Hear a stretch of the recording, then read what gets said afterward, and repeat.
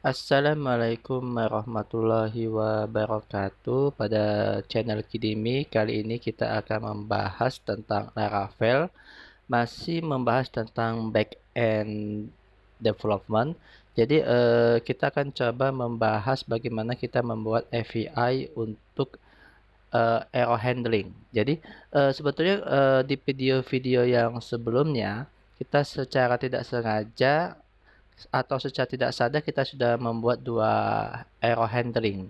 Yang pertama error handling untuk validasi ketika kita input data atau edit data di mana data kosong seperti data kosong itu nanti ada API-nya yang akan dikembalikan ke klien yang merequest atau yang melakukan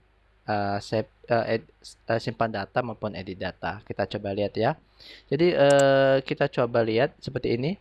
Kalau kita seandainya simpan data kosong ya, title saya kosongkan, description saya kosongkan. Nanti kalau kita coba simpan, nah nanti kita akan mendapatkan seperti ini. Kita akan mendapatkan error handling untuk validation ketika data kosong ya. Nah, ini pernah kita bahas di video sebelumnya. Nanti tinggal dicari saja judulnya create data ya. Create data. Di situ saya membahas tentang ketika sorry, bukan create data, judulnya validation ya. Di situ saya membahas tentang validation bagaimana kalau seandainya datanya kosong ya, atau kita bisa lihat sih di sini sebetulnya untuk mengingat kembali ya. Nah di sini nih di request ya. Nah nih. Jadi ada validation untuk required ya data kosong ya. Jadi data harus diisi. Nah, seperti itu ya. Lalu kita juga sudah buat API untuk authorization ketika seorang user yang aktif mengakses data yang bukan miliknya. Contoh seperti ini. Ya, misalnya kalau kita lihat di table, pada table courses ini kan data 1 dengan ID 123456789 ini milik user ID 1. User ID 1 itu kalau kita lihat di sini adalah D3 Octavian. Jadi kalau kita cek di sini yang lagi aktif itu adalah si D3 Octavian ini ya. Nah, jadi kalau dia mengakses ID data atau mengakses semua data nanti di sini ya, kalau kita lihat nanti hanya bisa mengakses data yang dia milikin saja ya. Bukan data yang dia tidak milikin ya. Kita coba pakai ID ya. Nah, misalnya seperti ini. Dua ya. Ketika dia ingin mengakses data bukan milik dia, ya misalnya contohnya data dengan ID 14 ini ya. Kita coba akses ya. Di mana data ini bukan milik si DT Octavian. Nah, kita sudah dapat API-nya seperti ini untuk error handling ya. Ketika data bukan milik si user aktif ya. Ini kita kenal dengan authorization menggunakan kelas policy. Ini sudah saya bahas di video sebelumnya. Nanti silakan dicari aja ya. Nah, pada video ini kita akan membahas beberapa error handling. Misalnya kalau seandainya data tidak ada ID-nya. Misalnya di sini nih. Kan di sini ada 1, 2, 3, 4 ya. Kalau saya cari dengan ID 20 ya, di sini kan nggak ada nih. Ya, seperti ini. Nah, nih ya. Ini statusnya 200 ya. Oke, padahal sebetulnya ada kendala ya, ada error ya di situ ya. Tetapi karena kita tidak memiliki error handling untuk kasus seperti ini ketika kita mencari data yang tidak ada. Nah, jadi dia sepertinya kosong seperti ini ya. Nah, sekarang kita coba bagaimana untuk membuat error handling seperti ini ya. Penanganan kesalahan seperti ini maksudnya ya. Oke, kita coba ke file handler ya, ke kelas handler ya. Di ke kelas handler itu nanti ada di app exception nanti handler, dan ini di video-video sebelumnya kita sudah ke sini ya. Nah, kita akan buatnya di sini nih. Ya, kita coba deh. Di sini misalnya data misalnya data not found ya. Nah, seperti ini ya. Kita coba DD dulu deh ya. Kita ingin tahu ya, sebetulnya ketika kita DD nanti ya, E-nya ya. E itu adalah di sini throwable-nya ini. Kita coba lihat ya. Nanti dia akan melakukan informasi ya untuk kasus kalau seandainya data yang tidak ada ya. Nah, nanti seperti ini nih. Ya. Sebetulnya di sini terjadi kesalahan tetapi belum ada penanganannya, maka kita coba akan membuat kesalahan sejenis ini ya. Ketika ID tidak ada, itu di request oleh user. Nah, itu seperti apa nanti? API-nya harus kita kembalikan nih, misalnya data not found seperti itu. Jadi si user itu tahu ya datanya tidak ada seperti itu ya. Nah, kalau kita lihat di sini kan ada Illuminate, Database, Eloquent, Model, Not Found, Exception. Nah, nanti kita akan pakai ini ya.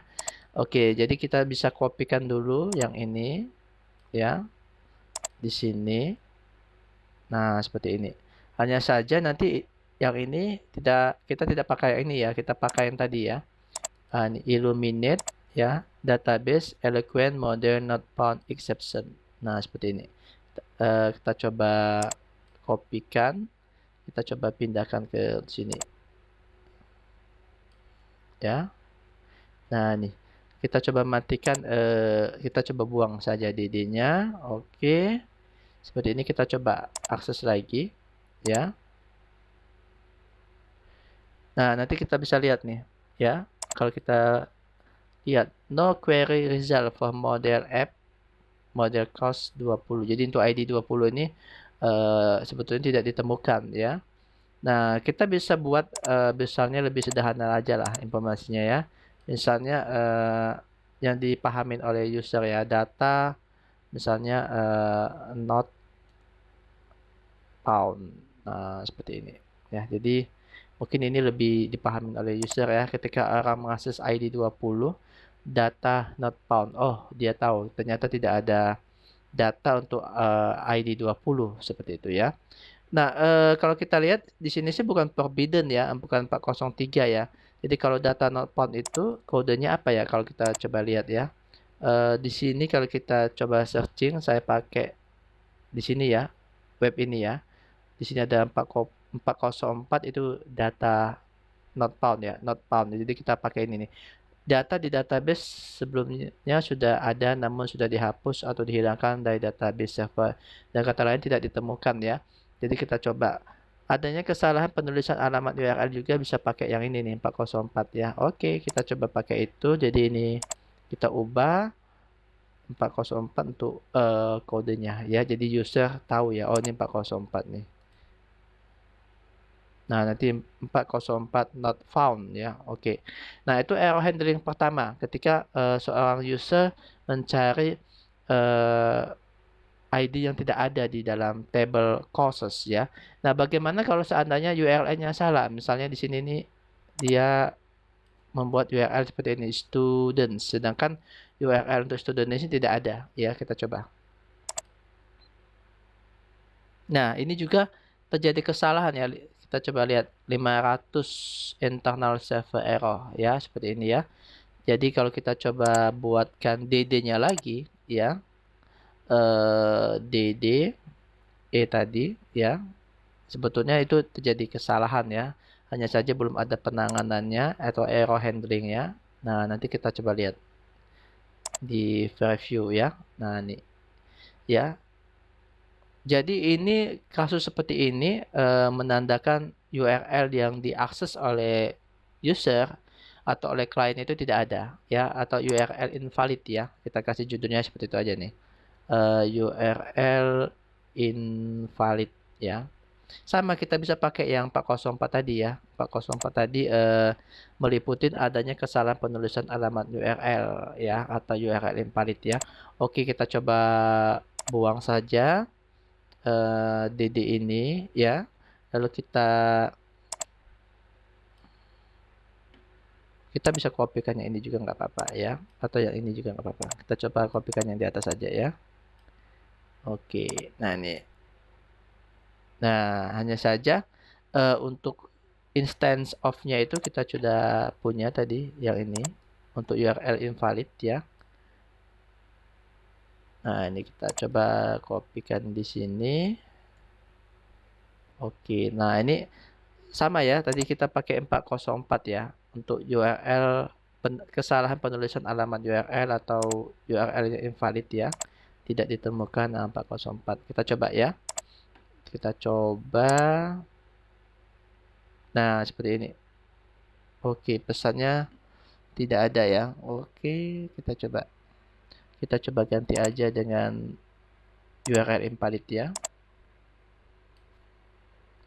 URL invalid. Nah, seperti ini.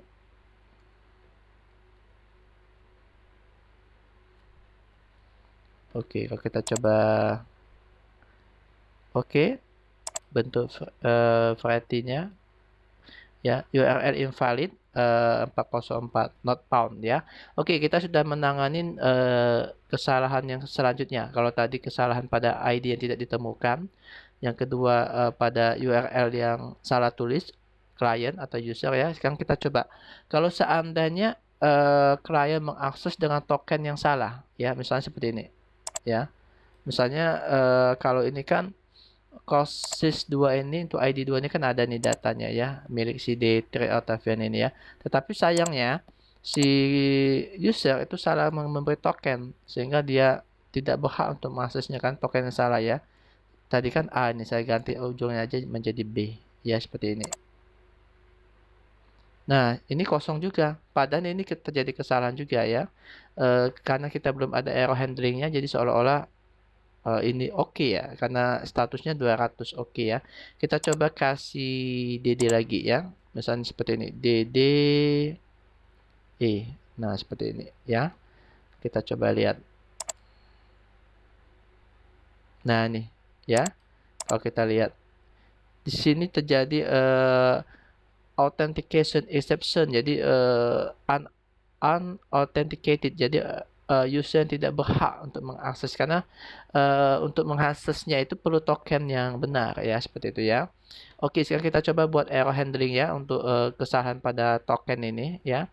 Kita coba sama, kita coba kopikan aja yang di atas ini ya. Nah, di sini ya. Ini apa judulnya ya? Token invalid token ya, atau apa ya? Ya invalid token aja ya. Invalid token misalnya seperti ini ya. Sorry, token. Nah, kita coba kita buang DD-nya ya. Oke, sekarang kita coba kopikan yang tadi ya, illuminate ini. Nih ya. Oke, kita coba ganti. Nah, seperti ini ya. Untuk invalid token itu mungkin bukan not found ya. Nah, ini nih, authorization required ya. Kode ini berarti bahwa Anda tidak memiliki hak untuk mengakses data ya, karena token yang diberikan salah ya, seperti itu ya. Oke, jadi lebih tepat 401 kodenya ya, bukan 403, karena 403 itu forbidden ya. Forbidden di sini lebih ke data yang diakses bukan hak milik dia, seperti itu ya. Oke, jadi ini 401. Kita coba ya. Kita coba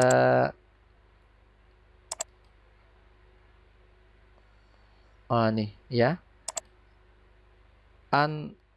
Unauthenticated ya. Unauthenticated pesannya yang dimunculkan ya. 401. Nah, seperti ini ya. Jadi bisa juga nanti dimodifikasi message-nya, terserah ya. Nanti mau pakai bahasa Indonesia misalnya Anda tidak berhak atau token Anda salah, seperti itu dan sebagainya, supaya mungkin informasi yang diberikan lebih dimengerti oleh klien ya, seperti itu ya. Nah, sebetulnya ada banyak sekali sih kesalahan-kesalahan yang terjadi oleh klien ya, yang bisa kita handling atau errornya bisa kita tanganin seperti apa ya. Tapi kalau kita buat satu persatu mungkin nanti akan memakan banyak waktu ya. Nah, kalau seandainya kita ingin membuat general kesalahan tersebut, jadi kalau seandainya kesalahan itu di luar dari yang error in validation, error in authorization, data not found, URL invalid, invalid token. Di luar dari itu ya, atau selain dari itu, nanti dia akan seperti apa error handlingnya. Nah, itu kita bisa buat seperti ini ya, karena ada error saja ya, ada error seperti ini ya, kesalahan yang lainnya ya. Jadi pokoknya di luar dari situ nanti dia akan seperti ini nih ya. Misalnya return response ya. Nah, seperti ini kita buat ya. Karena kalau kita mau satu persatu ya akan sangat banyak sekali ya. Maka kita buat saja error handling yang umum seperti ini ya, di luar dari yang di atas tadi ya. Jadi kita buat statusnya apa nanti seperti itu ya. Nanti ini tetap sama seperti yang di atas ini ya. Error seperti ini. Lalu di sini errornya seperti apa ya. Nah, misalnya pesannya mau apa terserah. Misalnya something went wrong, sesuatu terjadi kesalahan ya, seperti itu boleh ya. Misalnya mau bahasa Inggrisnya seperti ini, atau telah terjadi kesalahan ya, dan sebagainya. Nanti bebaslah mau pesan seperti apa ya. Nah, ini kalau seandainya kita ingin secara umum penanganan kesalahan ya, seperti ini ya. Misalnya kita kasih kodenya 500 saja. Kita kasih 500 itu maksudnya terjadi kesalahan pada server ya. Internal server terjadi kesalahan ya. Oke. Apa saja sih meliputinya bisa kita lihat nih. Ya, kalau seandainya terjadi di luar yang di atas ya, seperti itu ya. Oke, kita coba buat 500. Nah, seperti ini ya.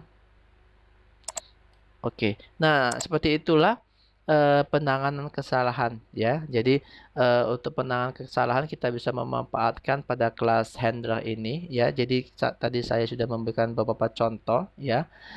Saya memberikan beberapa contoh. Yang pertama pada validation, kasusnya authorization, ini user yang tidak berhak memiliki mengakses data user lain ya. Ini ketika ID yang dimasukkan tidak ada ya. Ini ketika URL yang dimasukkan invalid. Ini ketika user memberikan token yang invalid, dan ini di luar dari kesalahan-kesalahan di atas seperti itu ya. Nah, kita akan memberikan API seperti apa ke user ya, nanti kita bisa kita bisa atur pada kelas handler seperti itu. Oke, itu saja bagaimana error handling pada Laravel untuk sisi backend ya, di mana nanti kita bisa mengirimkan API ke user ketika terjadi kesalahan ya. Oke, terima kasih atas perhatiannya. Assalamualaikum warahmatullahi wabarakatuh.